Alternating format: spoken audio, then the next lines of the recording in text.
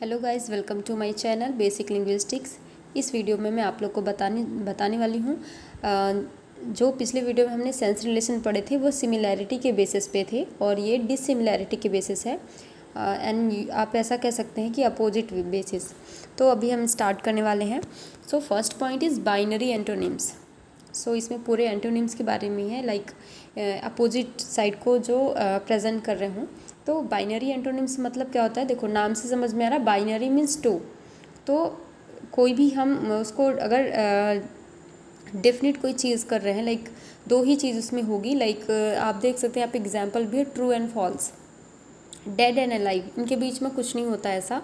तो इनका just true का फॉल्स होगा, फॉल्स का ट्रू होगा, डेड का अलाइव होगा, अलाइव का डेड होगा। So binary antonyms are predicates which come in pairs, दोनों जोड़े में रहते हैं, between them exhaust all relevant possibilities. After that second point is converse.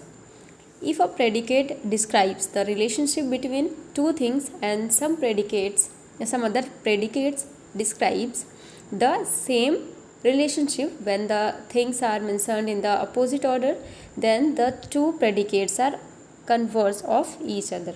So you have to understand that converse में क्या ऐसा फैक्टर यहाँ पे काम कर रहा है।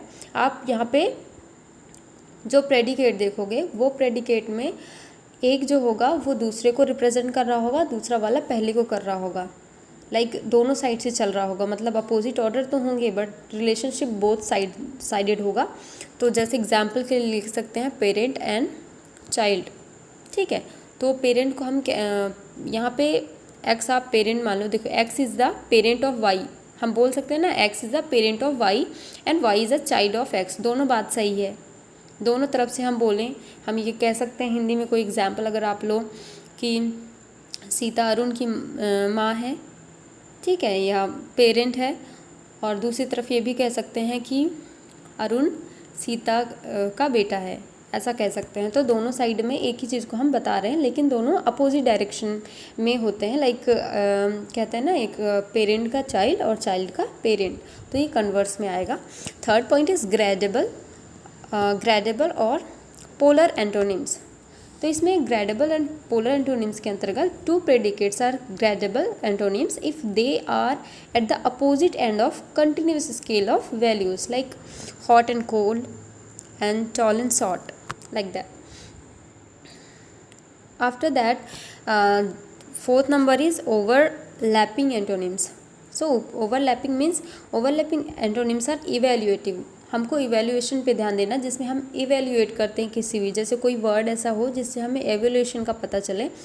तो जैसे एग्जाम्पल के लिए है गुड एंड बैड, ठीक है। तो गुड, हम किसी चीज़ को गुड बोल रहे हैं, किसी चीज़ के एवेल्युएशन करके बोल रहे हैं, बैड भी बोल रहे हैं, तो और किसी की बातों से हमको पता चलता है वो रूड है कि पोलाइट है, तो एक इवेल्युएटिव थिंग्स जिसमें रहती है।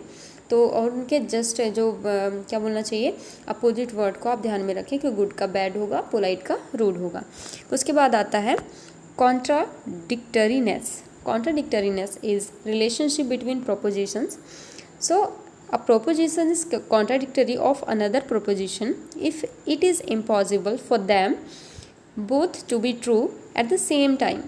So you contradictoriness means होता ये है कि मतलब अगर एक चीज़ सही हो रही है तो दूसरी वो गलत ही होगी, या गलत पहली वाली गलत है तो दूसरा सही नहीं हो सकता, मतलब दोनों में क्या थोड़ा विरोधाभास टाइप रहता है, उसमें हम कॉन्ट्राडिक्टरी जिसको बोलते हैं नॉर्मली।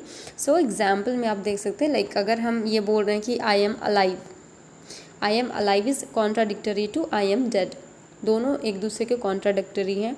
अगर आई एम अलाइव बोल रहे हैं तो हम कभी ये नहीं बोल सकते आई एम डेड, दोनों एक दूसरे के बहुत अपोजिट हैं, ये चीज़ नहीं बोल सकते हैं।